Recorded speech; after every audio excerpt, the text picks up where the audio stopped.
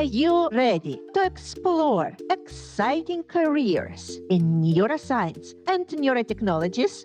Then join me, your podcast host, Dr. Milena Krastenskaya, or simply Dr. K, and my amazing guests on the Neurocareers Doing the Impossible podcast.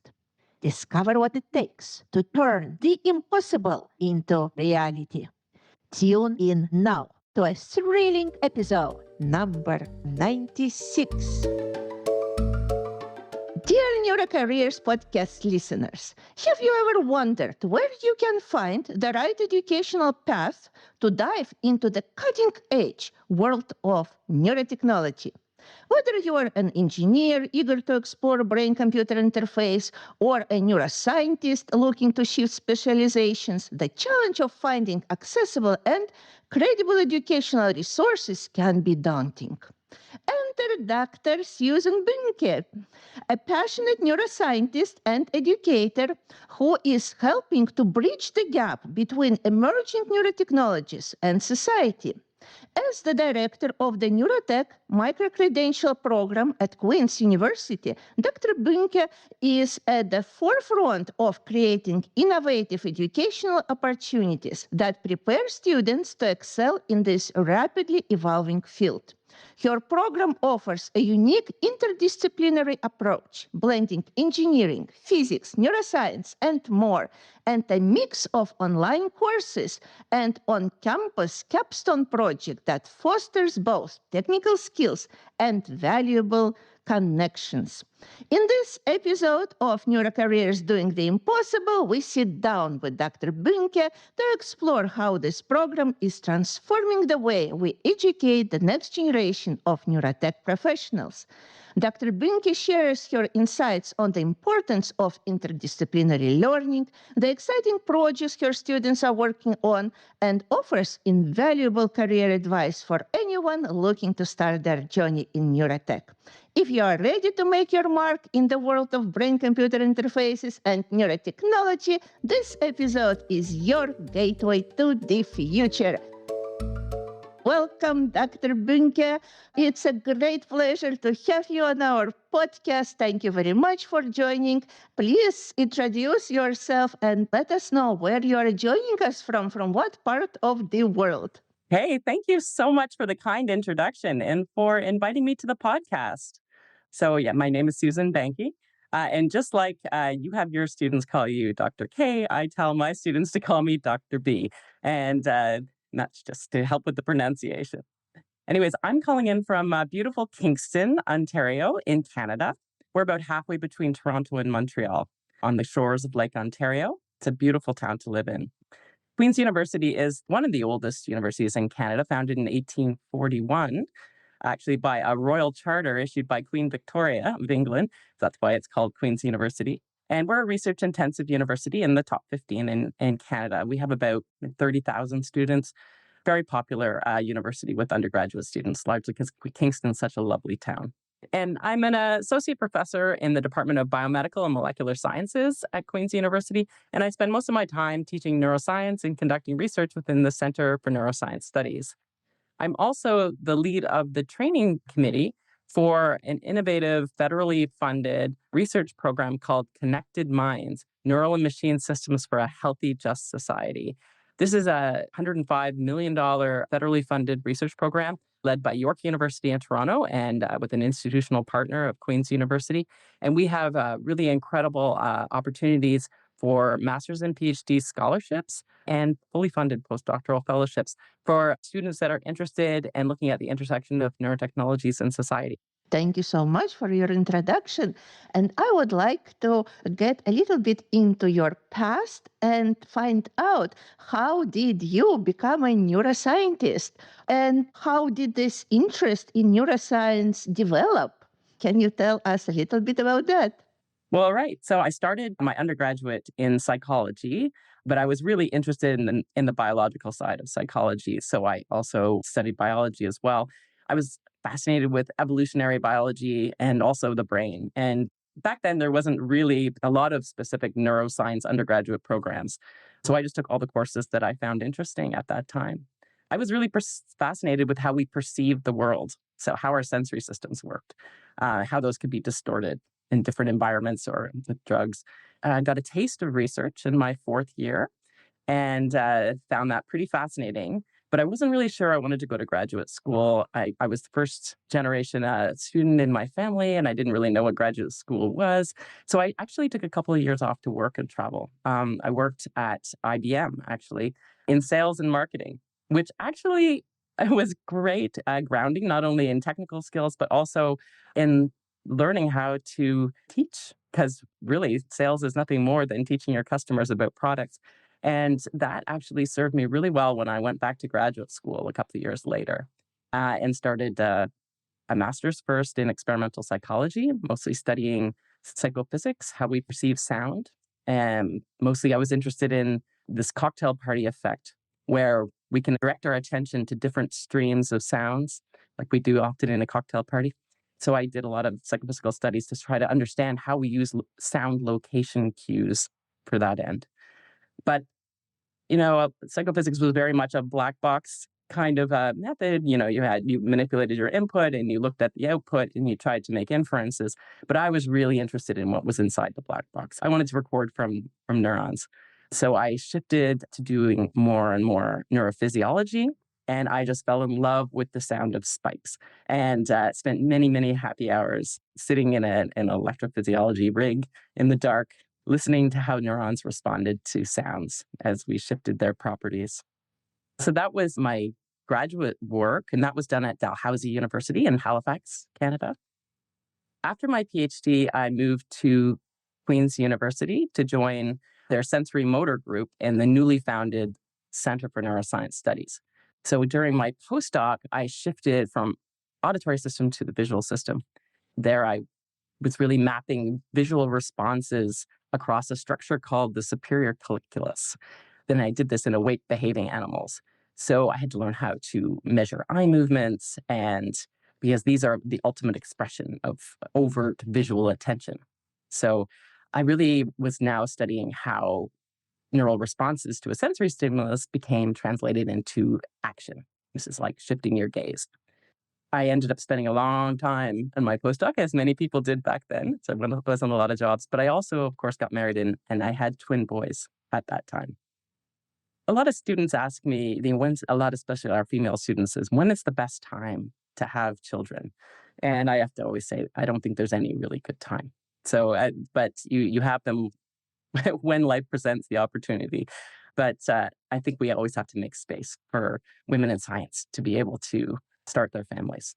And of course, having twins, and then eventually one with special needs who had autism and intellectual disability, meant that I was part-time for a number of years. But I kept my foot in because I loved doing experiments. But I transitioned more and more to teaching after that. And that's slowly how I ended up shifting towards teaching more and more about the neurotechnologies that I had this wealth of experience using. And as I incorporated various neurotechnologies that were creating the knowledge that I was teaching in my classes, this was at a time when neurotechnologies were increasingly intersecting with society.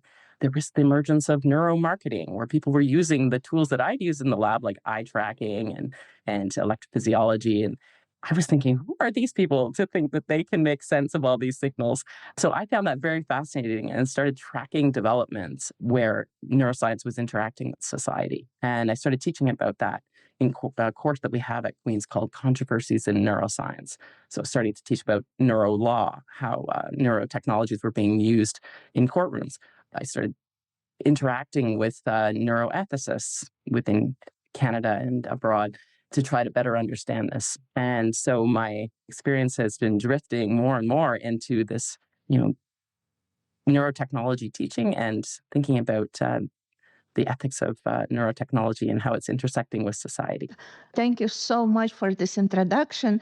And I would like to ask some questions along this trajectory that you had. The first question that I want to ask is about those 2 years that you took between your master's and your PhD.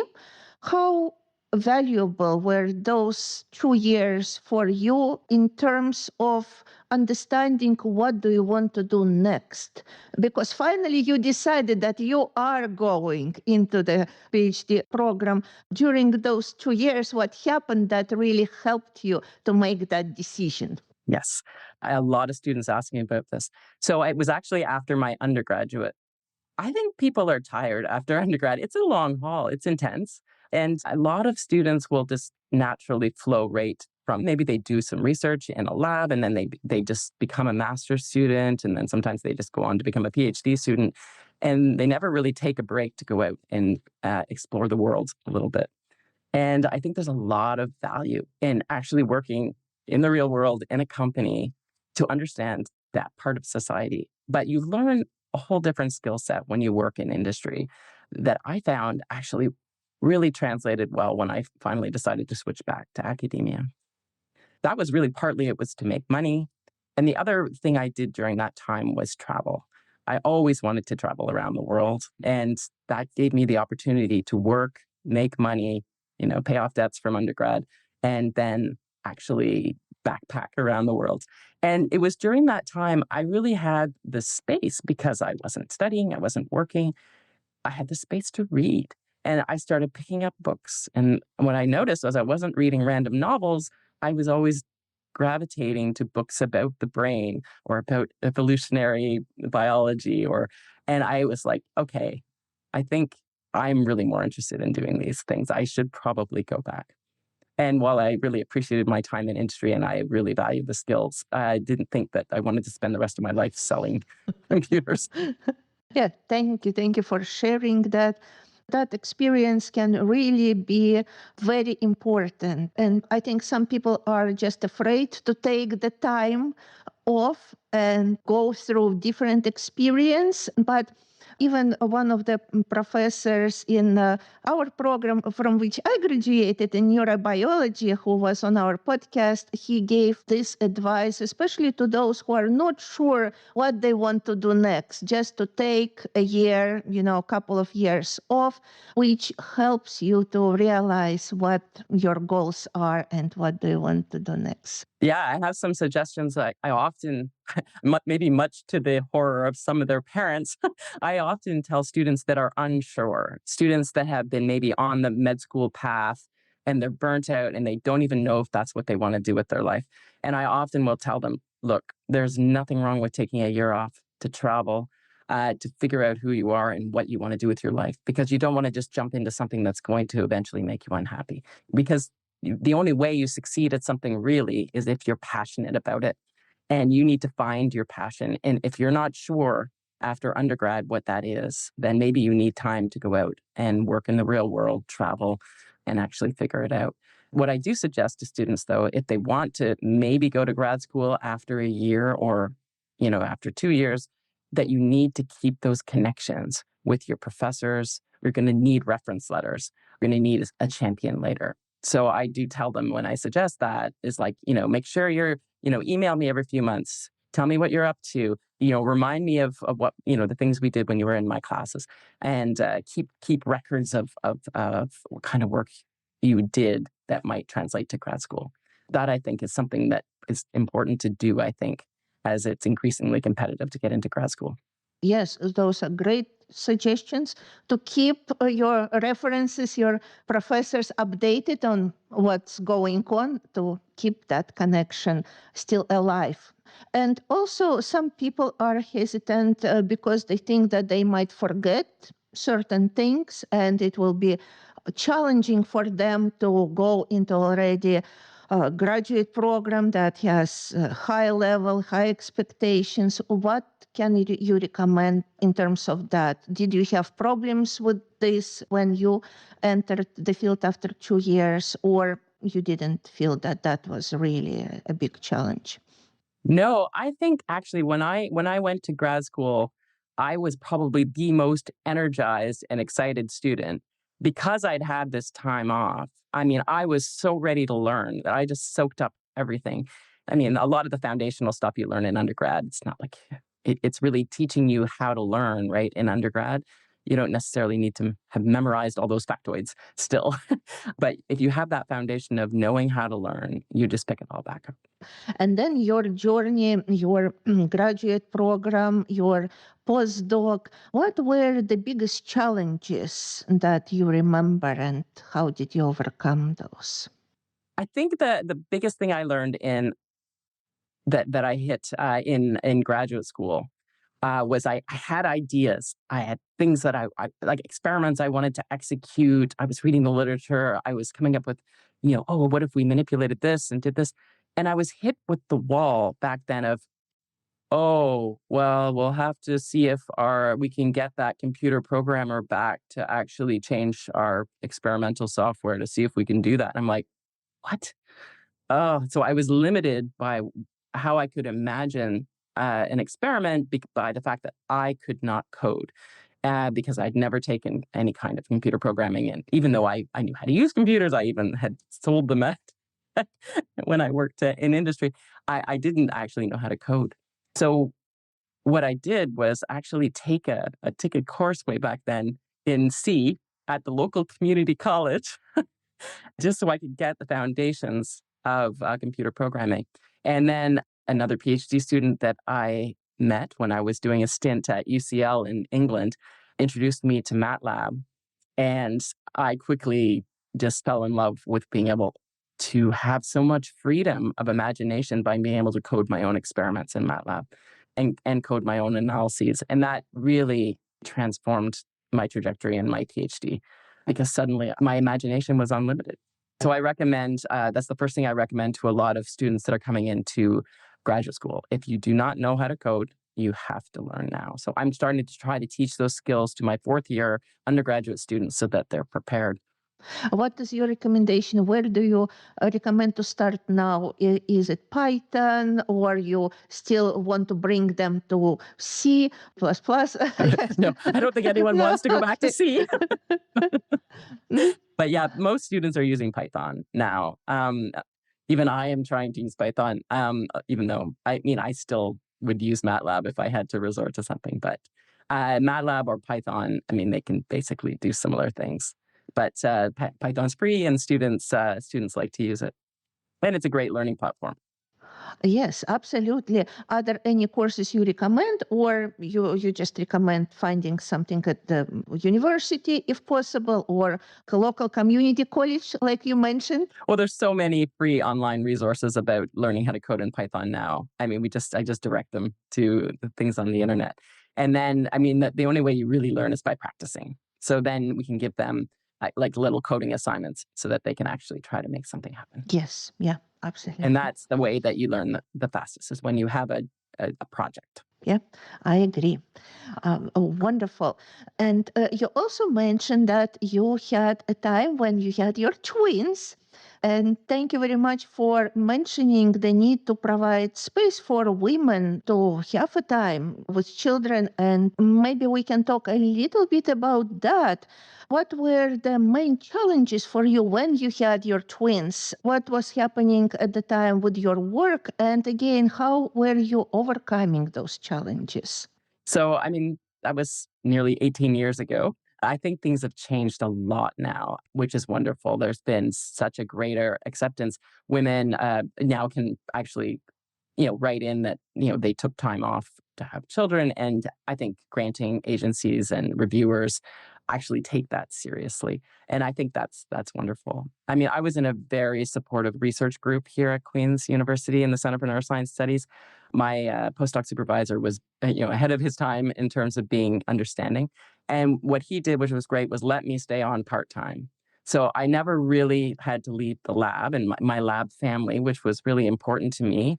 In fact, I have funny stories about undergraduate project students actually coming to my house and holding the twins while I coded their analyses. But it was, I live very close to campus, so these kinds of things were possible. But that was really important to be able to keep my foot in the door so that I wouldn't, I could still slowly eke out papers, even though I was partly at home. Do you have any recommendations for those women who have children during their graduate work or afterwards? What can you recommend? What would be your advice? Well, I get used to not having a lot of sleep. but but I think it's what's really important is you have to keep yourself a little bit in the space. I don't think it's practical to just completely shut off and be a stay-at-home mom for like 2 or 3 years and then be able to come right back in and start up again. That's hard. It's hard on you, and you forget where things are and what you're doing. And also, I think for your sense of self, it's important. Obviously, you're doing a graduate work or a postdoc because you're passionate about science, and you don't want to take that away. And in fact, I think my kids look back now, and I just launched one off. He's about to turn 18, and he just started his undergrad at McGill University in Montreal. And I think he looks back and says he saw mom doing science, teaching, working late nights. I think that we set an example for our children when they see, strong mothers working hard. I agree. I had the same experience. They're asking questions, they're curious, Mhm. and it definitely helps them in their careers. The same, like you said, what your children noticed that they saw you working, they saw you being interested in pursuing science. I think it's very encouraging for all the moms in science that they just need to keep going and believe that this really is helping their children to become professionals, be interested in the field, and pursue their careers. It's true. And I think there's also been a lot of positive developments, at least in Canada, where there's higher stipends now for graduate students. I think there would have been a time more recently where the stipends were so low. I mean, it would be very hard to justify as a woman trying to raise children with that kind of a low salary that you have as a graduate student and postdoc. But those are now increasing a lot, which is great to see. I hope that keeps more women in science because I think it's great to see more and more women neuroscientists. Yes, and I like that advice that you gave to still keep yourself in the field, somehow connected, still do at least part time something. And it mirrors what you said about those couple of years or the time you take off between your undergrads and graduate studies, that you still keep that connection with your advisors, with your professors. So you do the same here. Don't cut yourself off completely. Because it's kind of lonely being home with children as well. And you don't want to lose your lab family either and those colleagues that you've spent time building up because they're going to be a big source of support for you as well. So there's value in staying a bit connected. The other thing about having children is they really, especially as a neuroscientist, you have your own personal little experiment that you're creating, right? And you're watching their brain develop and grow. And you can't help but, as a neuroscientist, to not be thinking about this. And it really, I feel, enhanced my teaching, having that experience. It really made a difference watching my children grow. For example, one of my twins was diagnosed at the age of 2 with autism and intellectual disability. And then that led me down this whole path of, as any mother would, especially one that's a neuroscientist, of actually learning all about autism. And I started going to autism conferences, and I'm on the board of Autism Ontario. And I started teaching about autism because nobody was teaching about it at our university. And I thought, oh my goodness, all these students that are in pre-med programs that are going to go on to medical school. I mean, I'd like them to know something, real about autism, not just old textbook examples, but actually what the current cutting edge research is in the field, and also the personal perspective of what it's like to raise a child and the challenges, because I think this is what doctors miss, is understanding that social part about how that disease is intersecting with families, with society, how we should be thinking maybe differently about something like this whole neurodiversity movement. So that got me thinking while I was raising the kids a lot about this intersection of neuroscience and society. So I feel like it all somehow was leading me to develop this program where I can help educate the next generation. Yes, yes, definitely, because you learned also how to interact with the student, with the diverse backgrounds, and in terms of neurodiversity. Yes, Mhm. and how to find various approaches that can contribute to a better learning, to a better outcomes for them in the programs. Exactly. And actually in all of my online courses, and this is really driven by an amazing division at Queen's that helps us develop our online courses called Office of Professional Development and Educational Scholarship. They really help us actually put in all of the accessibility standards into our courses. So everything is screen reader ready. It's always a combination of auditory, visual, and text-based.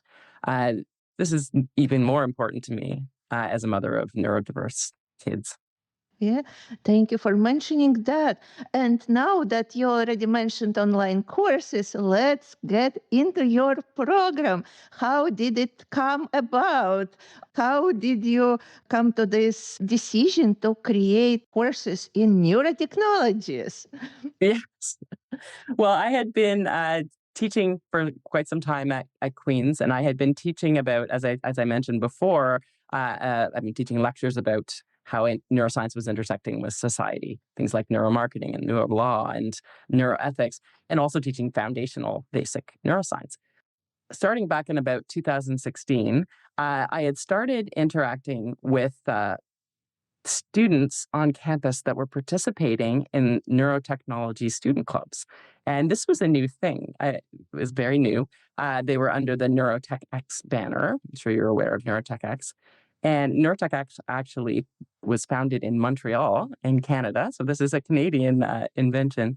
And Queen's University had one of the earliest Neurotech X student clubs. And somehow they reached out to me as a neuroscience professor because they were mostly engineers in that cohort. And they said, oh, we need to have a faculty advisor to to sign off on a grant proposal or something. And I said, oh, wow, what are you guys doing? This is so cool. And they were playing around with Muse headbands. Of course, Interaxon Muse is a company a Canadian company based in Toronto. And they were trying to do basic BCI types of projects. And I said, I'm happy to be your faculty advisor and do paperwork and stuff, but do you guys need to have some neuroscience education? How much neuroscience courses do you have access to? And they're like, actually, we don't have access to any because the way the prerequisites work at the university, an engineering student, it's just rather difficult for them to actually get the prerequisites to take our upper level neuroscience courses. And I thought, oh dear, well, would you guys like me to give you a basic intro neuroscience lecture just in your student club hours? And they're like, yeah, that'd be great. So I started teaching basic neuroscience to these very keen neurotech engineering sort of students. And I thought, why are we not supporting? We have a Center for Neuroscience Studies. We have students from across campus that are interested in this neurotech revolution that was sort of starting to happen with the advent of consumer neurotech devices and brain-computer interfaces and the BrainGate trials. Students were really passionate about this. And I thought, I know how to use a lot of these technologies. I have a lot of them in my lab. I started, saying, do you guys need access to equipment? And so that then led me to think, well, I wonder if we should be talking about this neurotech future that seems to be happening. And as I said, I'd been teaching about how neuroscience was intersecting with society. And I hosted a conference called the Neurotech Future, Ethical, Legal, and Policy Issues. I wrote a SHRC grant, that's a social sciences and humanities research grant, to basically create a multidisciplinary conference where we would bring together people from the Faculty of Law, from engineering, from neuroscience, people from industry. That was really important to me that we start interacting with them as well. And people even in policy. So I just got on the phone and started calling companies, started getting people that would agree to come and speak at this conference. We ended up, of course, COVID hit. We were going to do it in person, but COVID hit. And so we had to then quickly transform it into an online format. But that was actually a really great thing in the end because we had a huge reach. We were, in the middle of the pandemic, people were just getting into this online conference thing. And so we ended up having this fantastic 2 days, 8 hours the first day online, kind of like your GTech Spring school. spring school. Really a well-structured set of talks, lots of discussion with audience. We had people from industry talking with people from policy. And it was Super fascinating. And on the second day, we had a workshop where I specifically wanted to broach this subject of what would a neurotech program look like? Like, is there a way we could create I don't know, a certificate program at Queen's University where we had people take courses from engineering and courses from neuroscience and courses from, philosophy? I don't know. And could we package this together somehow? So I brought together profs from engineering and I brought together people from industry to ask them what they would want their students to learn. And during this discussion, it just became clear that it wasn't going to be easy to have students get the prerequisites. And those courses, say in signal processing and engineering, they weren't actually, the content wasn't really relevant to neuroengineering. And similarly, our neuroscience courses had this expectation that you had all this biology background. So it just thought, this isn't really going to work.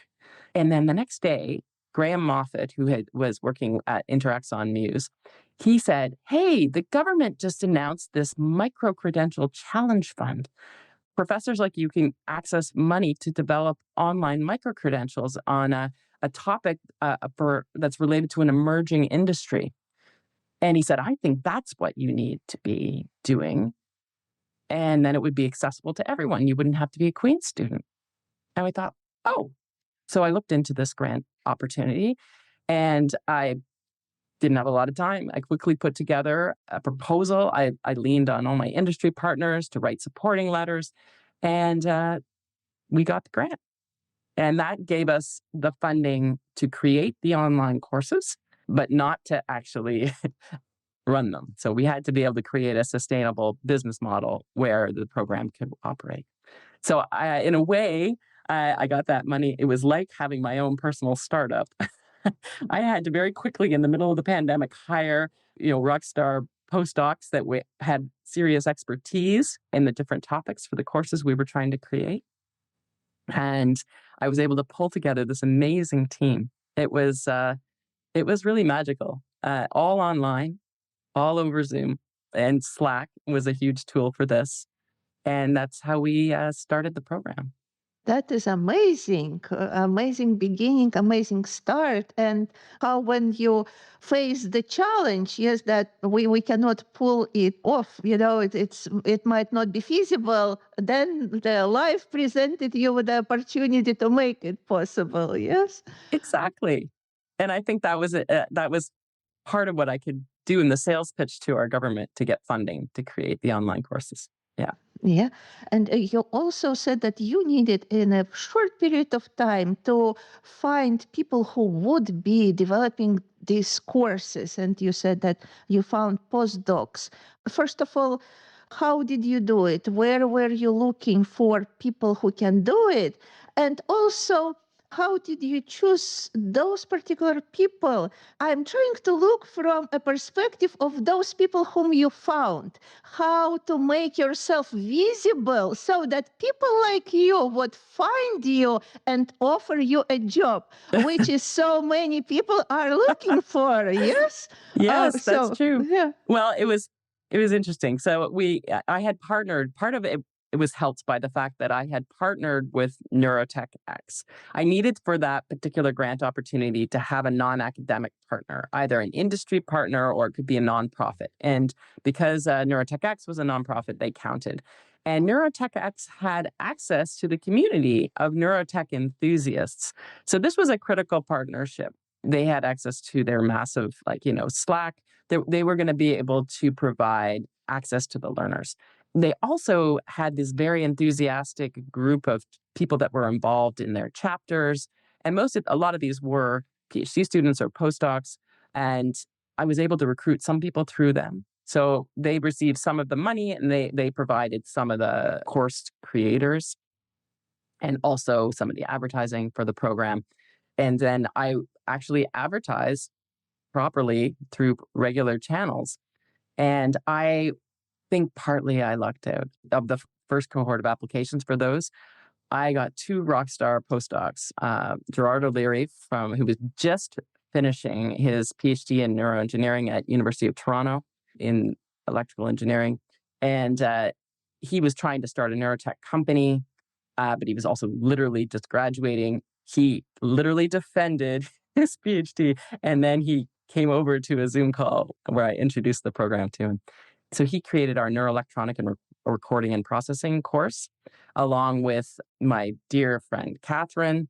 Catherine was a PhD student here at Queen's who was just about to start her MD at Dalhousie en route to becoming a neurosurgeon. And I had her as a TA. We had already knew how to work together on online course creation.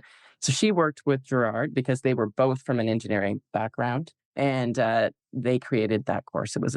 It's a pretty amazing course. And I think it was a passion project for him. Also, to create our neuroimaging course, we had Saurabh Shah, who is a postdoc at the University of Western Ontario, had done his PhD, his engineering degree, and then a PhD in neuroscience at McMaster University.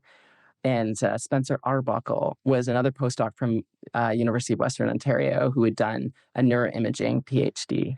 And he was now sort of in limbo trying to decide where to go to do a postdoc. I think he was waiting for his girlfriend to finish her PhD so they could move somewhere together.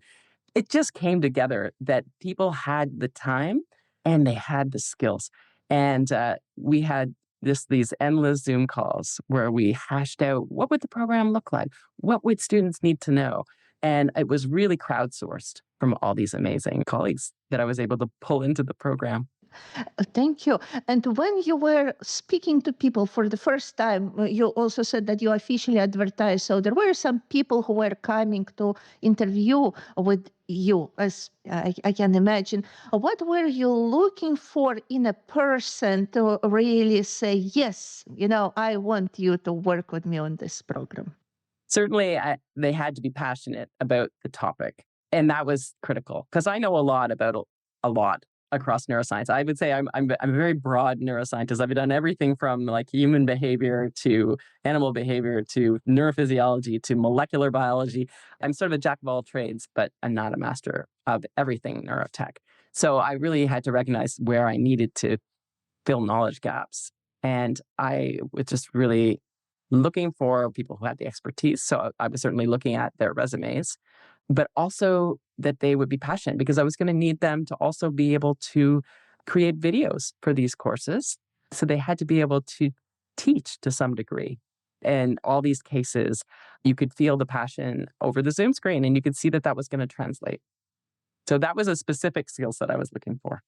But I think showing passion is the biggest way that you can make yourself stand out in an interview process like that. Thank you. Thank you for mentioning that. I think it's a great advice and also in line of what many people already said on our podcast when they're speaking to potential employees, that passion to the things that you are doing is very, very important. So now that you mentioned some courses, maybe you can provide now a overview of the program and what are all the courses that you are offering, what people can learn when they start this micro-credential process. Yes. So the goal of this was really to, I recognized that there were gaps in understanding of people wanting to get into neurotech. Certainly, of course, you need some engineering skills and an understanding of electrical engineering, but those students maybe lacked neuroscience education. And then we had students, in health sciences who had lots of, they maybe have taken a lot of neuroanatomy and neurophysiology courses, but they didn't actually have the hard skills to understand, what is an electrode actually recording? How do you do signal processing? So I knew we were going to need to have specific courses to try to fill those gaps.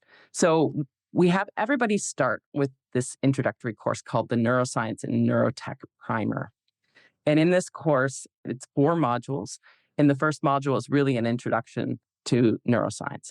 And we try to do this in a skills-based way. So they start learning open source software tools. So we have them, when we're teaching them neuroanatomy, we introduce them to really great online atlases so that they can start to explore the brain and get a sense of the 3D nature of the brain, which is always difficult for students. And then also get them to, learn to use ITK Snap or Bioimage Viewer. So they actually learn to view different types of MRI images where they can start to navigate, do neuronavigation, and fine brain structures. So those are the kinds of skills we try to teach them. And on the quizzes, they have to do things like actually like report the coordinates of certain structures as a way for them to learn neuroanatomy. So micro-credentials are always supposed to be skill-based. So we really thought a lot and very hard about how we would integrate skill building within the context of an online course. So that's one way. So we also have them learn how neural circuits are built. So to learn about excitatory and inhibitory inputs, spatial summation, temporal summation, all these concepts that are important to understanding how neurons are communicating. And we use a really cool open source tool called Neuronify to do that, where they actually have to build circuits.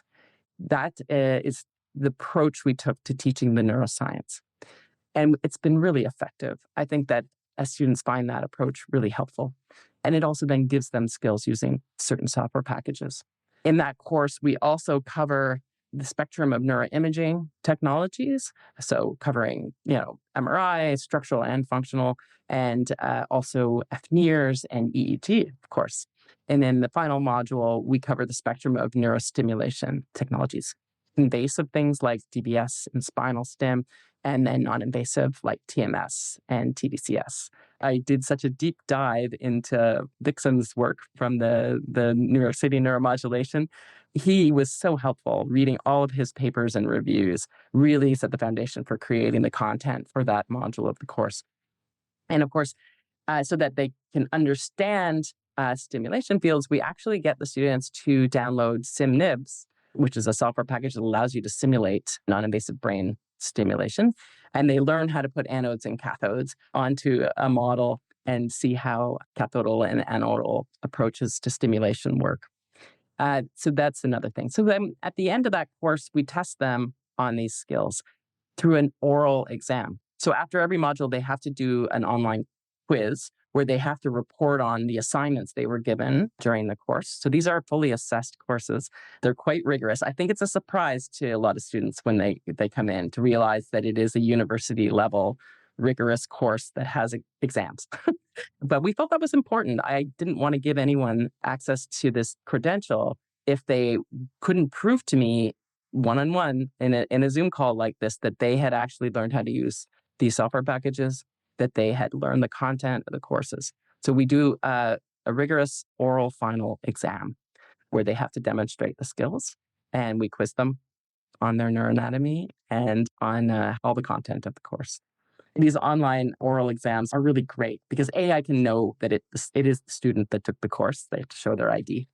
But two, we really get to know the students through this process. And often we veer off and we have discussions about other things, but it becomes a back and forth where we're sort of probing their knowledge. And sometimes they didn't really study that part of that course very much, but we can sort of prompt them and prod their knowledge and actually see where it ends. And sometimes when they seem to know an awful lot, we can give them bonus marks for actually expressing how much they learned about that topic. So I really love the assessment strategy. It's very time consuming on our end as instructors, but it's really worth it because then if in the future the student needed me to provide a reference letter, for example, like let's say that they've been out in the industry and now they're thinking about going back to do a PhD, this is a way, some students are using this as a stepping stone where they can now feel confident again in having this neuroscience and neurotech knowledge.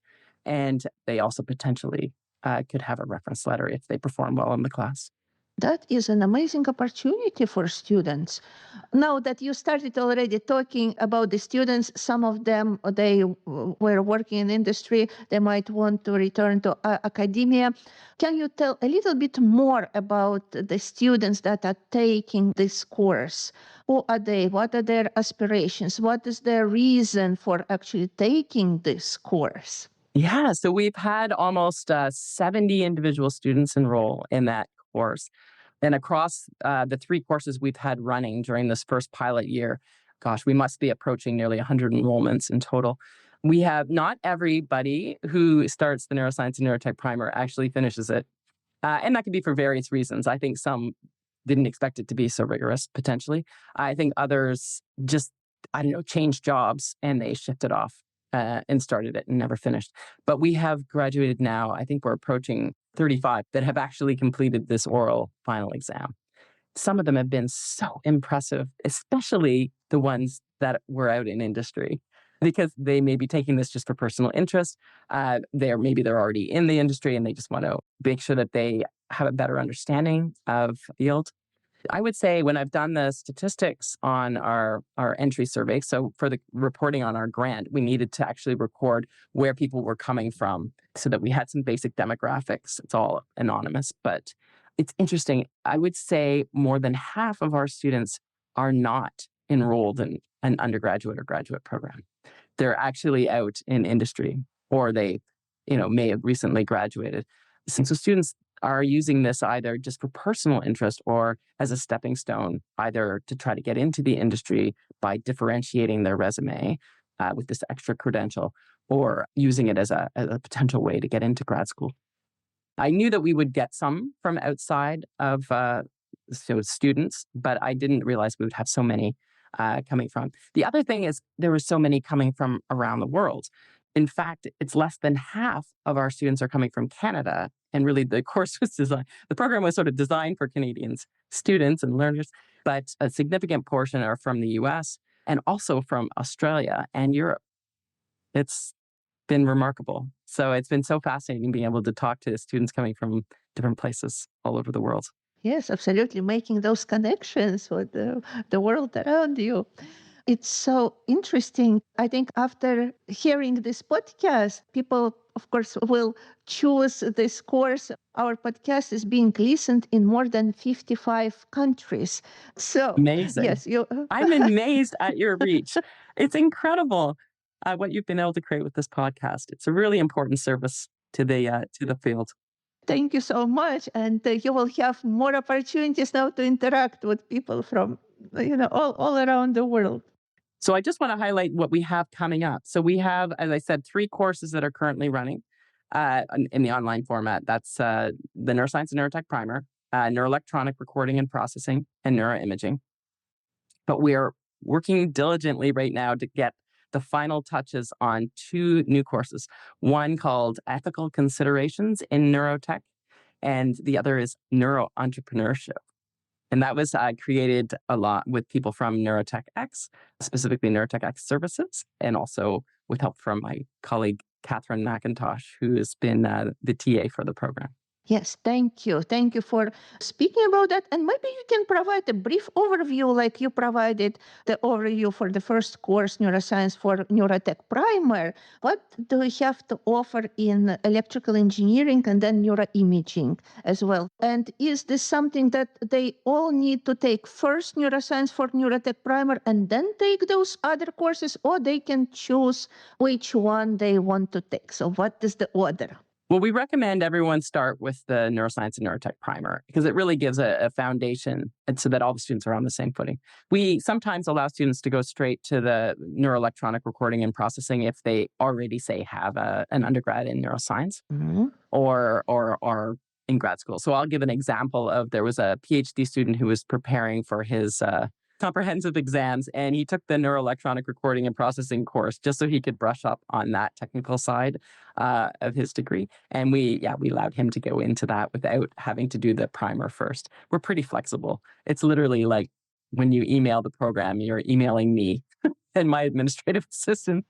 So I often have a Zoom call with students that are interested in the program so I can take them through, demonstrate the courses for them, talk about their goals before they invest in signing up in the courses. Yeah, that is very nice of you to provide this guidance. And I think it's an amazing opportunity for people to interact with a professional in the field and get some insights of what would be the best path for them to take in learning or brushing up their skills. I love talking to students. That's some of my favorite thing to do. I've spent many, many, many hours on Zoom talking to students, but I do that on campus as well for my on-campus courses. I'm used to that format, but I've been amazed at what I can learn from my students as well, especially these ones coming from all these different backgrounds. It's been really important for me to actually have a personal connection with students in the program. Some students can join and they just do the courses, but I always get to see them at least at the final exams. But lots of students book appointments with me for office hours when they're struggling with some of the material, and I'm always happy to do that. Yeah, thank you so much for mentioning that because there are so many online courses where you never see the instructor. Exactly. Here you get an opportunity and to meet before taking the course, of course, during the final exam and during the process if they have questions or they want, to receive some guidance. Yeah. Thanks for highlighting that because that's really what I feel differentiates our program from because a lot of people say, "Oh, I can get online education for free. There's this course, there's Coursera, there's," and I'm like, "Yeah, go ahead." And you're not going to have access to someone like me. For industry, I like to say, students that actually get our credential have been vetted by me, so they're not just collecting badges from online programs where nobody's really assessing their knowledge. Yeah, thank you very much, and great to know about this opportunity. Can you maybe briefly tell what students can learn from this neuroelectronic coding and processing course? Yeah, absolutely. This course is just amazing. It was the course that I wish I had had when I was a graduate student learning electrophysiology. It demystifies everything that, feels like black magic to students. So this course is, again, a modular based course. It starts off with an overview of neural recording technology. So, what kinds of recording methods would you use? What happens as you move what size of electrode would you use and how this depends on what your goals are.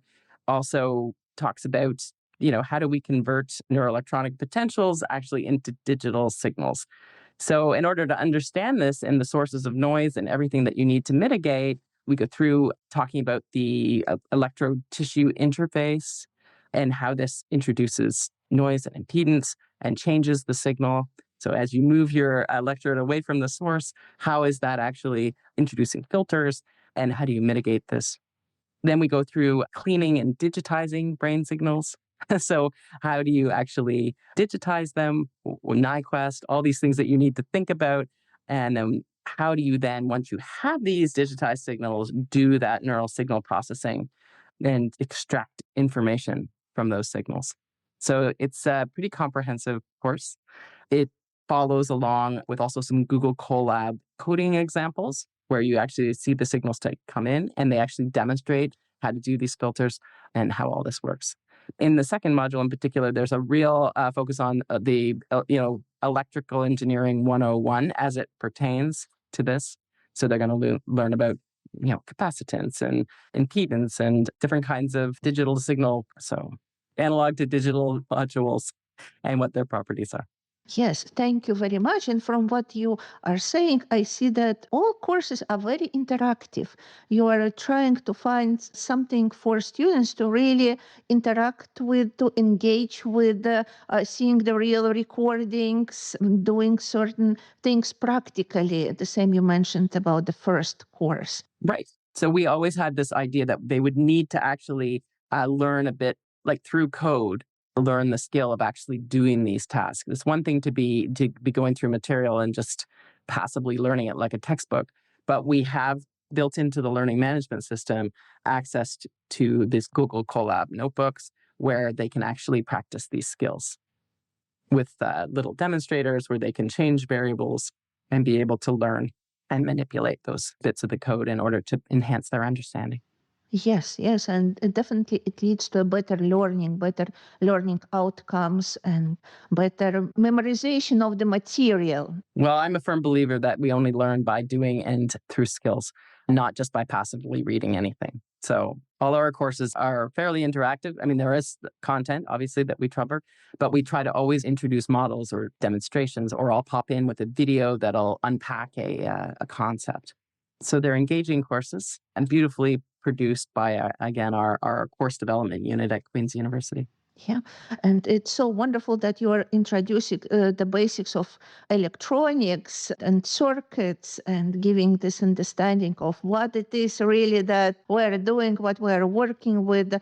Because I personally needed to take a special course at the community college like you did many years ago. Yes, so I'm taking some course on Yes. electrical engineering to get that knowledge. But actually, in your course, it's right there and it's already tuned into the overall scheme of neurotechnologies and neuroscience. So it's all already related and connected, which I think it's such an amazing opportunity.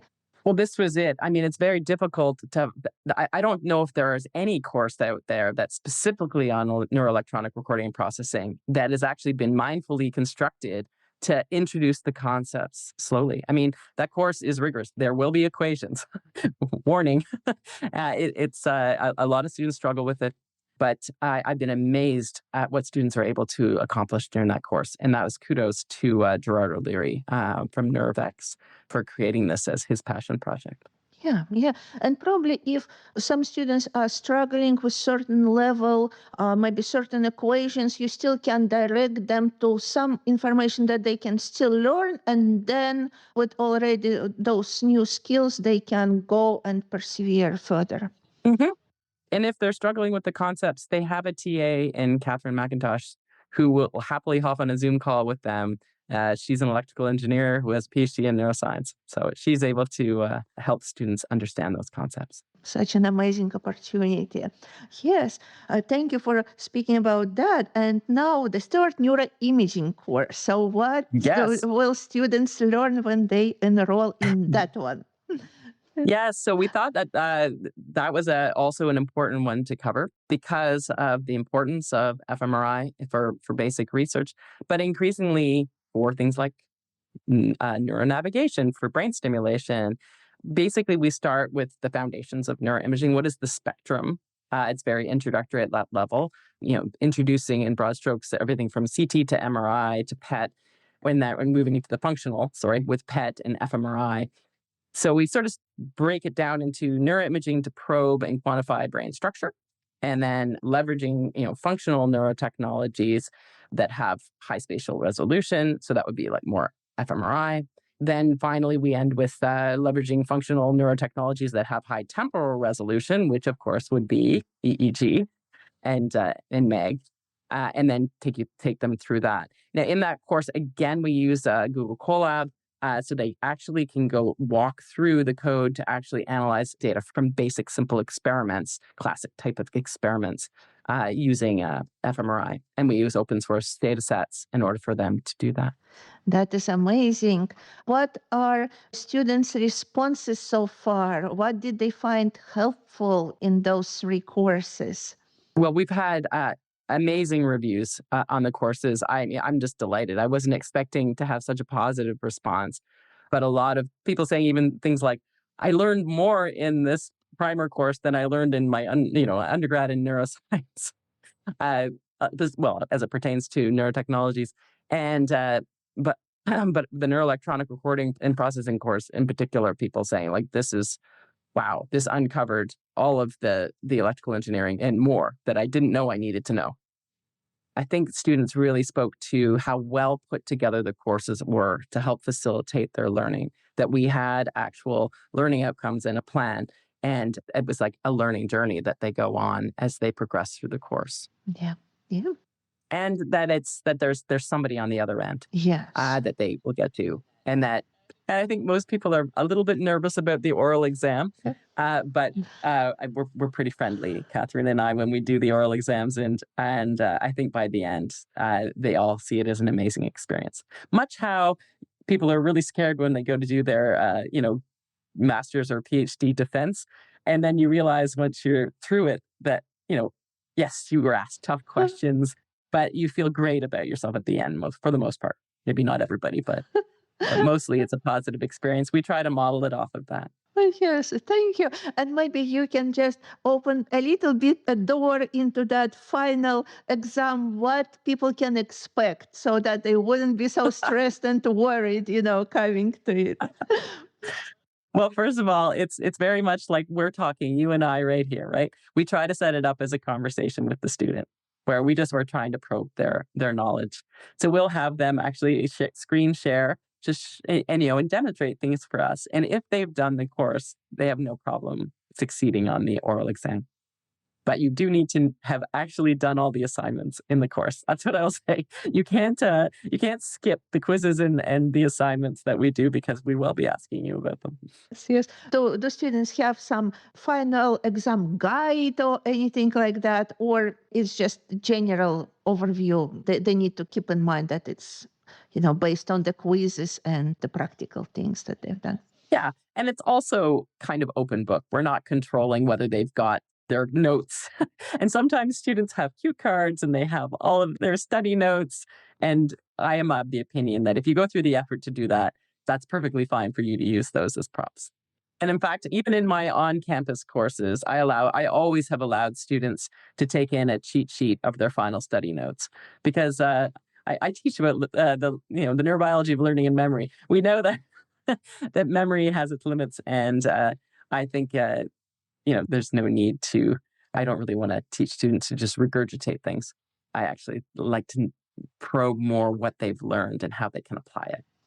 Yeah, and also going through making all those notes, it's again facilitates learning. Exactly.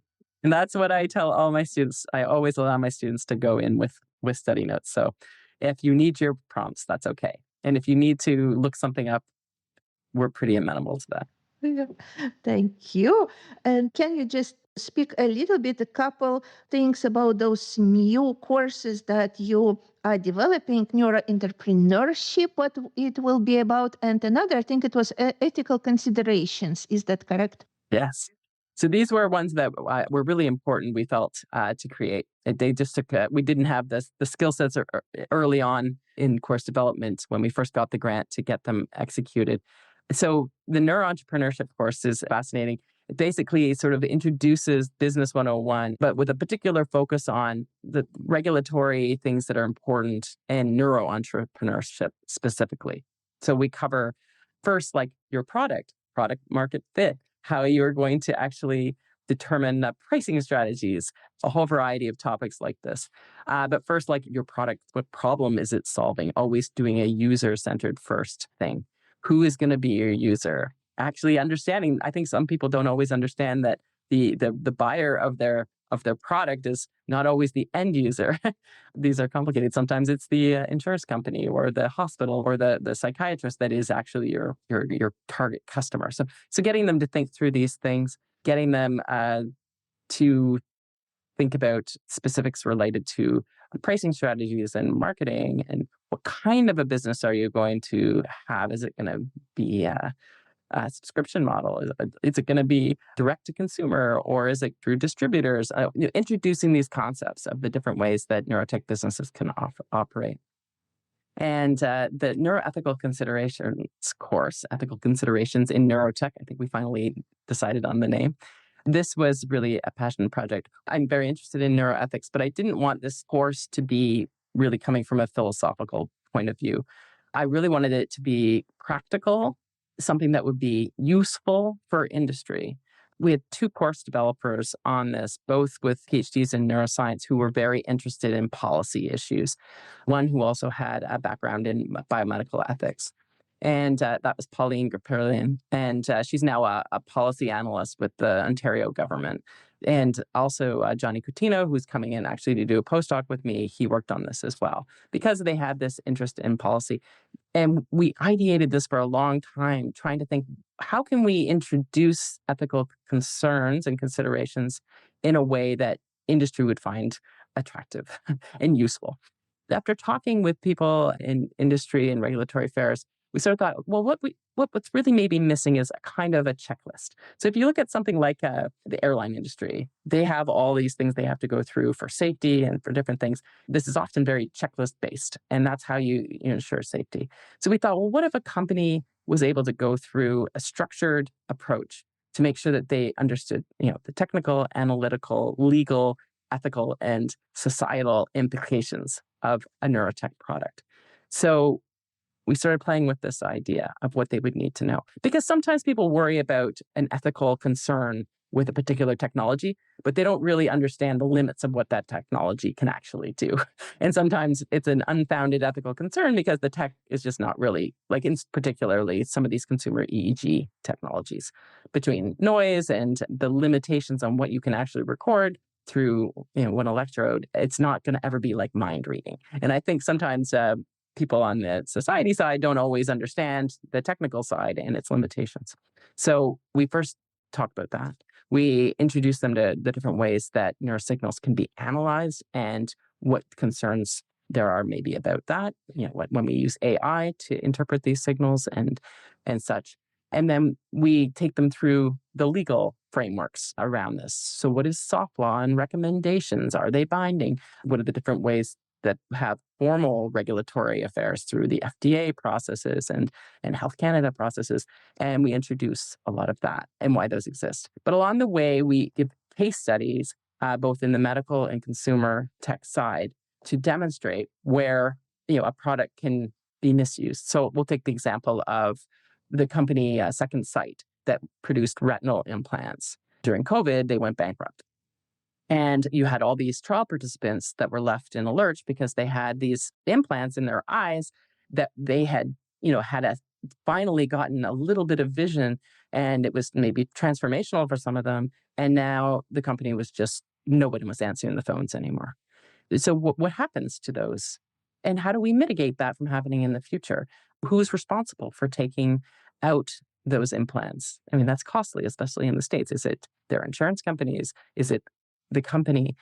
So talking about the ways things can go wrong, and that's why it's important that we think about ethical implications first before and what you're going to do and how you're going to mitigate problems like that. So that would be one case example. Another we could talk about is in the final module, we talk about organizational uses of neurotech products. So how neurotech is being used in the military or in schools potentially, or in the workplace.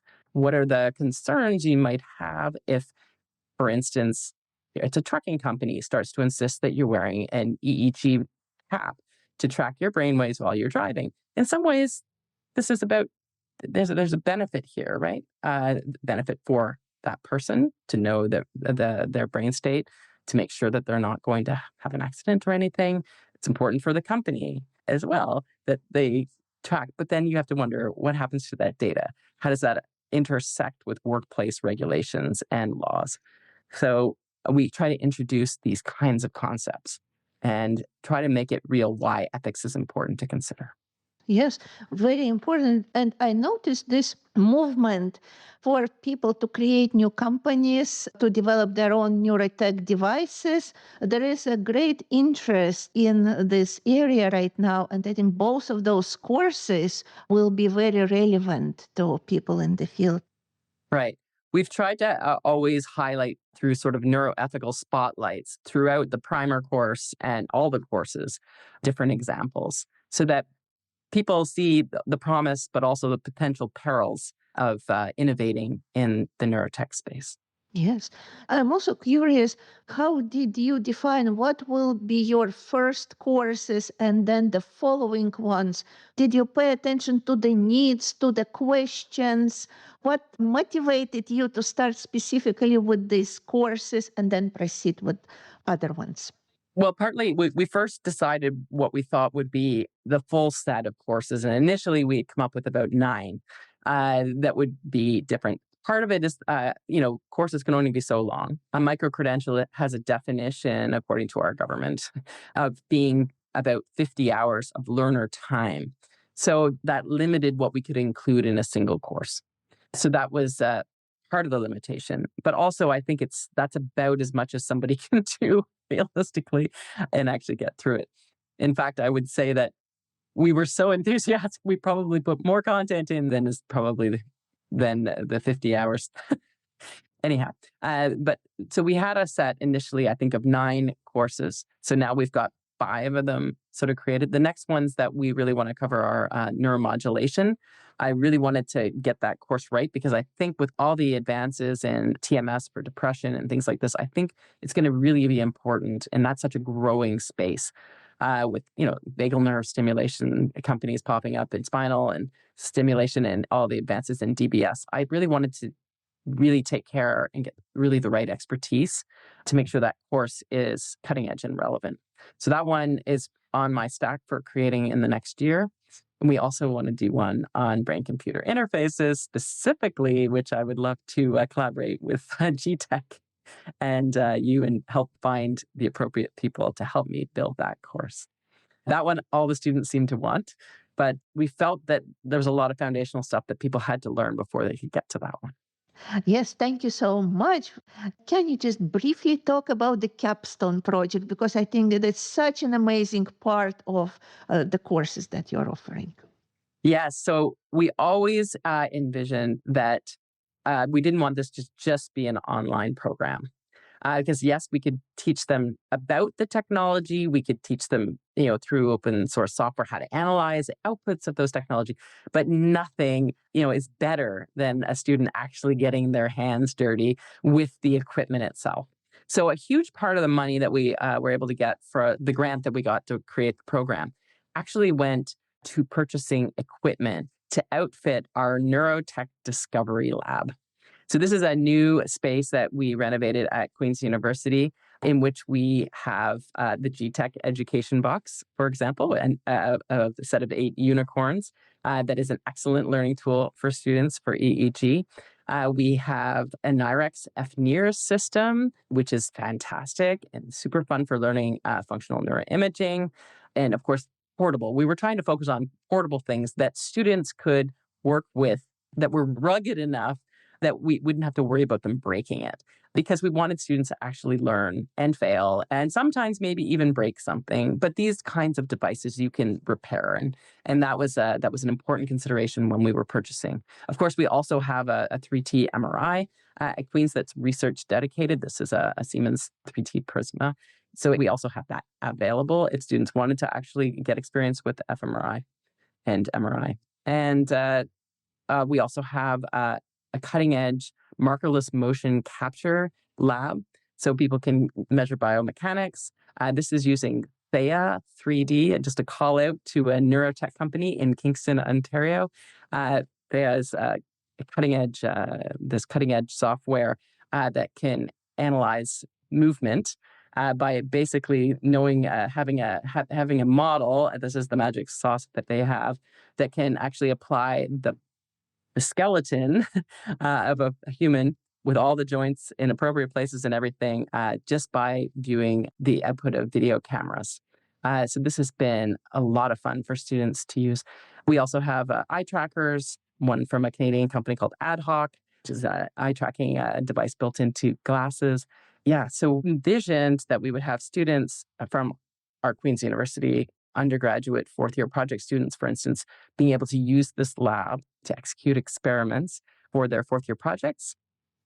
And also in May, when we had the Capstone Project course for the micro-credentials, we could bring students from around the world in for this boot camp that I had envisioned, where they would be able to learn about each of these kinds of neurotechnologies in a hands-on way with faculty and industry support to learn how to use these devices. So the first week, we actually have workshops every morning where they actually get hands-on training with these different technologies. And then in the afternoons, where we teach them to work in teams to try to ideate their own experiment, their own study. And we guide them through this. We have them sort of source the literature, and TAs work with them. And students basically, either they come in ahead of time with a bit of an idea of what kind of project they want to do, and then we can help them develop it. Of course, this is complicated because then we have to get ethical approval to do this.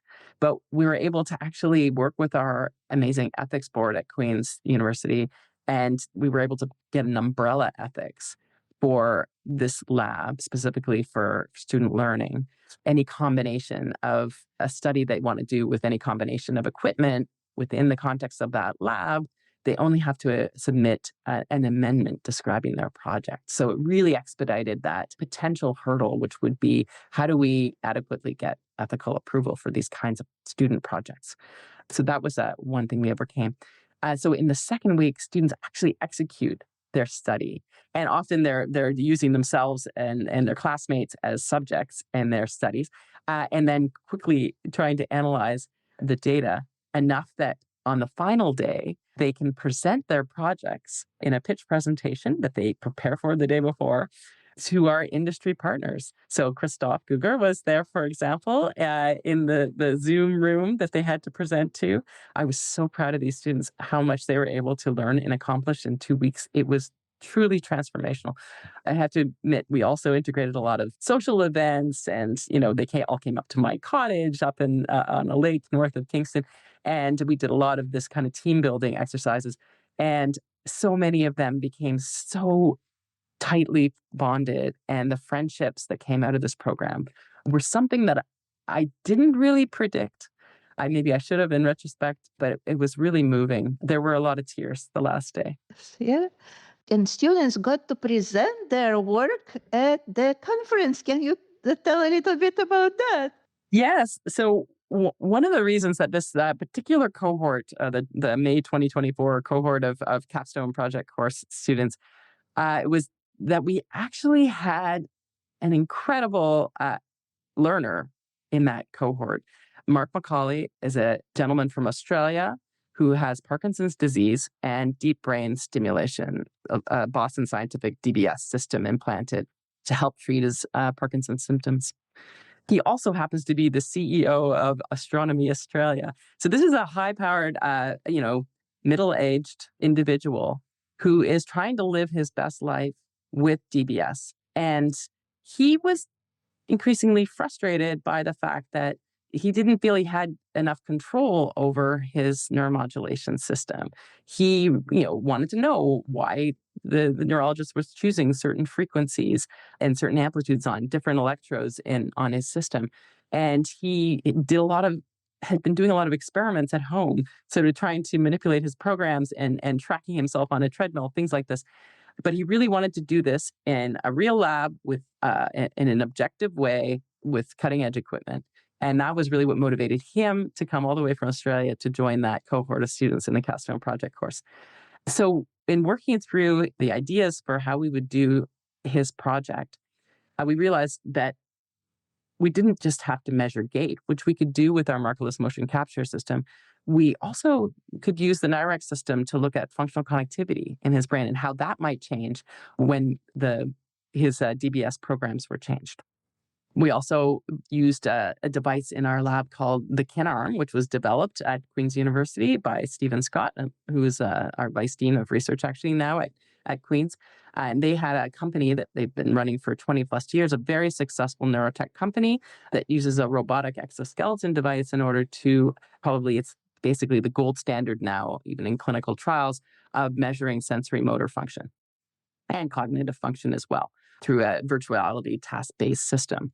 And we thought, well, we could also actually study his sensory motor cognitive function using the KinArm. So then sub-teams of students built up around this project where some were focused on the KinArm. Their project was focused on studying Mark in the markerless motion capture to study his gait. Others were focused on mastering the NIREX FNIR system in order to look at his cortical responses and frontal and sensory motor areas. And this had really fascinating results. I mean, this was real science for these students, and they felt like they were really contributing. And having the patient there as someone who was learning alongside of them, I think was very transformational for these students. And then what was amazing was then Mark was in touch with the organizers of the New York City Neuromodulation Conference and it told them about this project. And they said, why don't you put it in as an abstract? And so we did. And it was in a whirlwind through June and July to get the abstract written and submitted, and then to organize for all these students to go down to New York City with me and Mark and actually present the project. I couldn't have planned this to come out better. I think this was just something wonderful that emerged out of these incredible students that collected for this course. Well, what is an amazing experience for everyone, and for students, and for Mark, and for you. So for everyone who participated. It was amazing. And my background isn't in Parkinson's disease or DBS. Uh, but I learned so much in the process, and hopefully we could even publish that partly as an example of inclusion, like really meaningful inclusion of patients in research, where they're not just the participant, they're actually leading the research, the designing the study. That is something that I don't see that almost never happens. Yes, yes, absolutely. And it can be also looked from this perspective, from research perspective, from a patient leading the research, but also from educational perspective, how you can educate students with practical engagement and by engaging them in a live process communication with the patient. Exactly. Because these are all the important things. Whether you're working in academia or industry, these are important skills in neurotech. Being able to understand the literature, being able to articulate a problem, being able to then figure out a solution, how you would test a solution to that problem, and then actually execute it. How we were able to compress this process that usually takes an entire master's or a PhD into a 2-week program was remarkable. I'm worried I won't be able to recreate it again, but I'm hopeful that we'll have another amazing capstone project in 2025. And we had so many learnings from this one that I'm sure we can make it even better in 2025. How can students join this capstone project? Well, first they need to at least take the neuroscience and neurotech primer, and ideally a second other course as well. So really preference is going to be given to students that have invested in the online courses. Then they will apply with a resume and a statement of interest. We'll probably have applications for that open in January or February.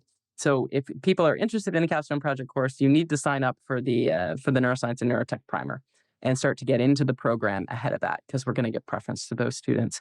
And then we really can only take, I think, given the size of the lab, given the equipment we have, given my personal capacity, I don't think we can really take more than 20 in a given cohort. We had 15 for the first one, and that was actually a comfortable amount. We could maybe go up to 20, but we will have a limit. But we're delighted to entertain applications from students from anywhere in the world.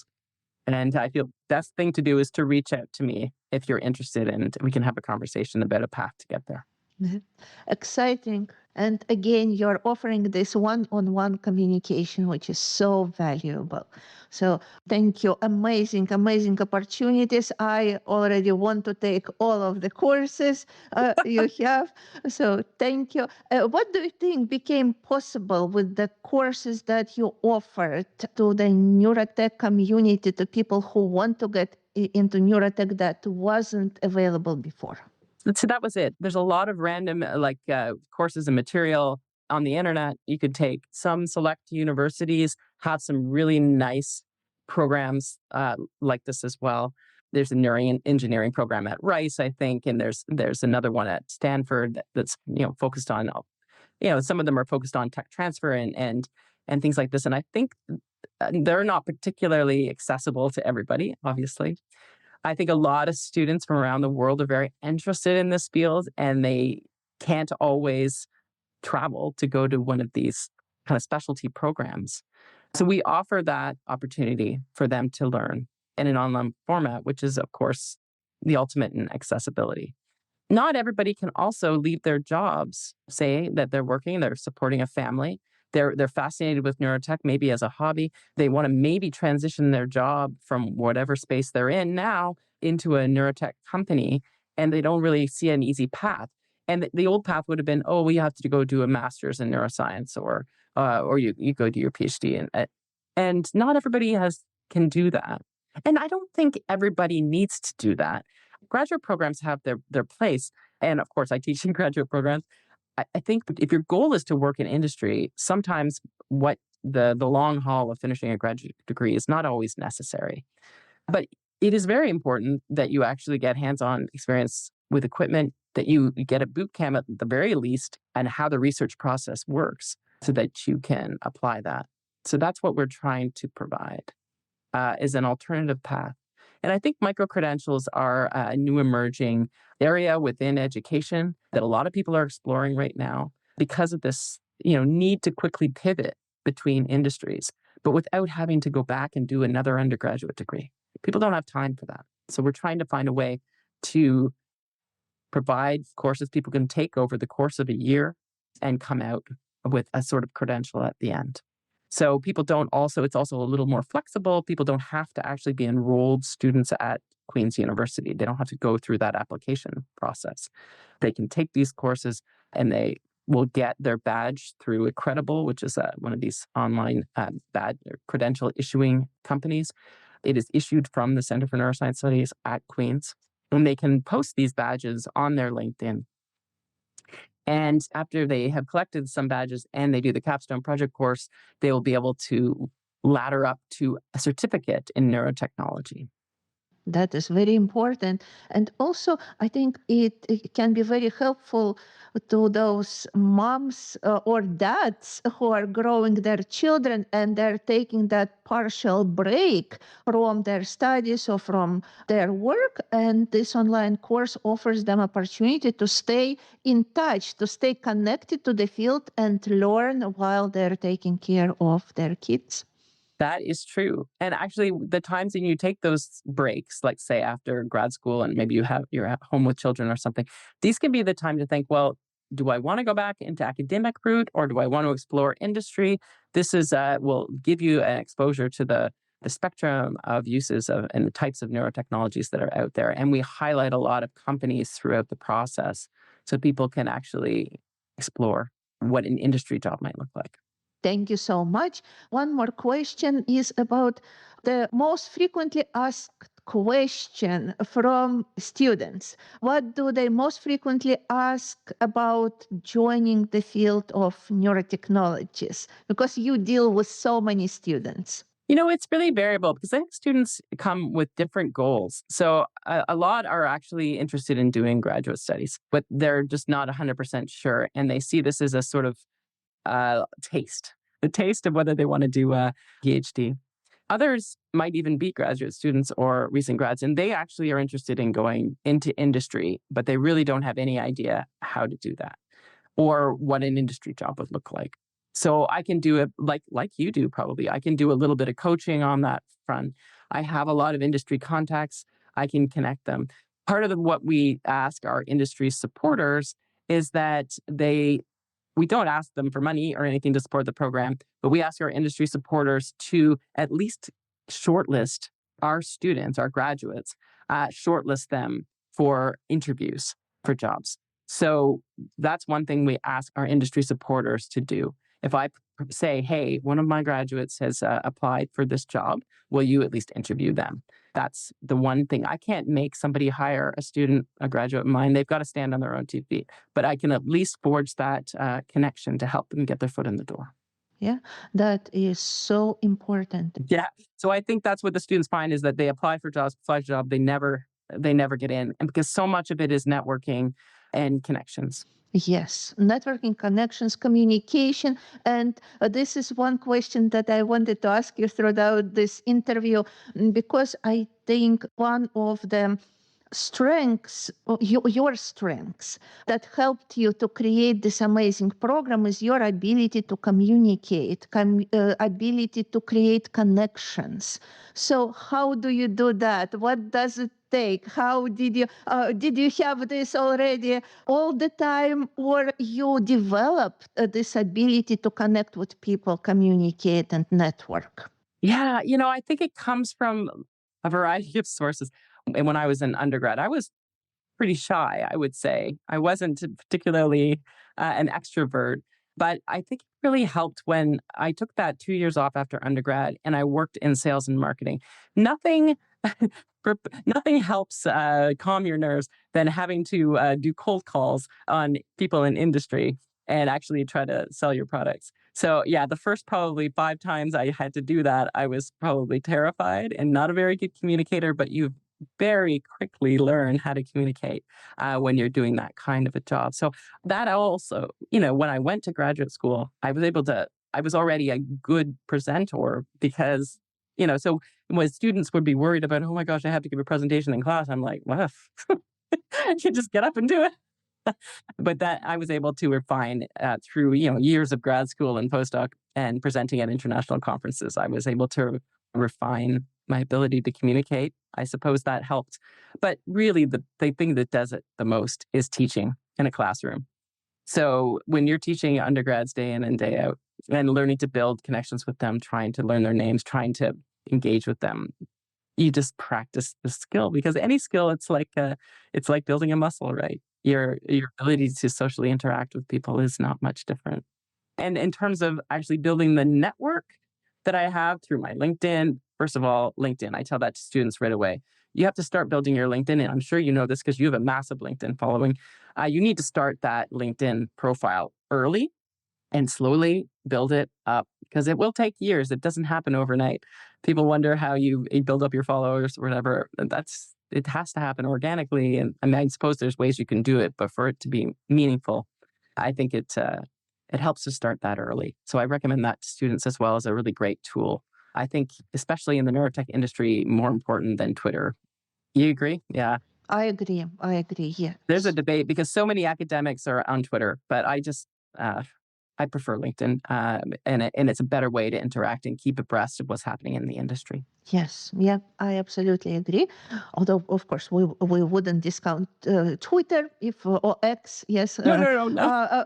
but yes, I find it very meaningful, at least for myself, to connect with people on LinkedIn, and it really leads to so many opportunities. Absolutely. Yeah. And that's one of the ways that, you can reach out. It's not always a sure thing that anyone's going to reply to you. But in terms of actually making connections with companies, I mean, part of it is I go to conferences, I go to their booths, I meet people like you. And I always, even when I was a postdoc in graduate student, I always spent a lot of time in the exhibitor, because I recognize that, these companies, A, could help me with my research. Often they're the ones who are going to solve the problems you have in the lab, but B, are great connections. So for my students to get jobs. Thank you so much. And I have one more question for you. Susan, you are familiar with many industry companies in Canada, including. I receive questions from students from Canada actually asking, where can I work in industry, specifically in Canada? In neurotech industry in Canada, what would be your recommendations? Well, there's a number of emerging startups and established companies in Canada. I'll highlight some of our industry partners that we have. So in Kingston alone, we have Kinarm, which is a homegrown spin-off out of Queens that's been established for more than 20 years. They developed a robotic exoskeleton, which can be used for sensory, motor, and cognitive function in order to analyze that for things like clinical trials for stroke and other neurological disorders. They're a fantastic company, a good example of an established company. There's also, of course, on the consumer side, Interaxon Muse, which many students that study or participate in student clubs will be familiar with the Muse headband. This was a company that has been around for many years that came out of Toronto, out of the wearable scene there. On the neuroimaging and neuronavigation side, we have an innovative company called Synaptive. It's more on the medical neurosurgical side. They're based in Toronto. Synaptive is an amazing company. They've also developed a low-field MRI as well that can be used without having a massive facility, but maybe can be right next to a neurosurgical suite. I was amazed and toured their offices and their research facilities in downtown Toronto. I was really impressed with them. On the distribution side, we have things like Rogue Research out of Montreal. They're an amazing company that's been supporting neuroscience researchers for years, distributing TMS and neuronavigation solutions as well. NeuroCatch, which is out of Simon Fraser University, I think. They've been really, I think, creating like an EEG-based sort of solution for maybe looking at concussion. And assessing recovery from concussion and things like that. Oh, gosh, there's so many. I'm trying to think of who else I can highlight. But one thing I've been actually meaning to do is put together an actual list that we can include on our website that highlights all the companies. Yes, thank you so much. I remember Dr. Naim Kamel-Lipour, who worked on a neurotech device that can help people with that cocktail party to discriminating the speaker that is talking to them specifically for people with certain impairments in their function. Yeah, and that's one of the things that comes most difficult in aging is being able to solve that cocktail party problem. But it's so important to keep socially engaged, which we know is really important for staving off dementia. Yes. Thank you for all these useful tips. And as we're nearing the end of our amazing conversation, thank you so much for it. Is there anything that you would like to add? Maybe answer a question that I didn't ask, but you would like to answer? Oh man, we covered a lot of ground. Everything. I think I want to add that I really feel strongly, as I'm sure you do, or you wouldn't keep doing this podcast and everything you do to support the industry. I really see the promise of this neurotech future that we have. And I think if we do it ethically and responsibly, and we bring everybody, all the different voices on board along this journey, we can create a future where the most possible people can benefit from neurotechnologies, and we can try to prevent many of the foreseeable harms. And I think that working together, that's what we need to do. But I hope that what I'm doing is solving a little bit of that education piece to help people transition to that industry. Thank you so much. Thank you for this insightful, enjoyable conversation. And of course, I am a big fan of what you do, support your program wholeheartedly, and wish your program all possible success in the future. Well, thank you, Milena. This has been a wonderful experience, and I've been so grateful to have met you. Dear NeuroCareers podcast listeners, thank you for joining me and my incredible guests on this exciting journey into careers in neuroscience and neurotechnologies. I hope you've been inspired by the stories of those turning groundbreaking ideas into impactful realities. If you are looking for more guidance on advancing your neuro career, book a free consultation with me, Dr. K, your podcast host and neurocareers coach at the Institute of Neuro Approaches, the only career service dedicated specifically to the needs of professionals in neurotech. Let's take the next step toward your neurocareer success together. In addition to free consultations, the Institute of Neuro Approaches offers a variety of services designed to help you thrive in neurotech. First, professional development planning. We help you create a tailored career development plan, identify knowledge gaps, and equip you with the tools needed to achieve your goals in neuroscience and neurotechnologies. Second, a resume and cover letter review.